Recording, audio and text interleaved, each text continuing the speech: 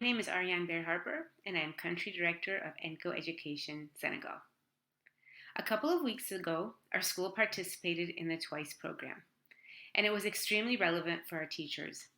It forced them to engage with each other in rich conversation about how the empirical knowledge they bring to their role as teachers is often based on cultural background and much of which that we are unaware. What I really enjoyed the most about the program was seeing the conversation that erupted for days after completing the training. It really had teachers thinking about how culture affects every aspect of their lives and every perception and interaction that they have with students.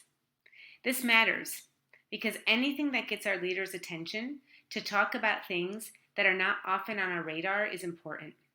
We have the responsibility to set the example to our students about what it means to be inclusive. And the first step of that is self-awareness. Are we acting in ways we are not even aware of that can make others feel excluded? The TWICE program forces us to take a hard look at that question and own our responsibility as educators in the answer.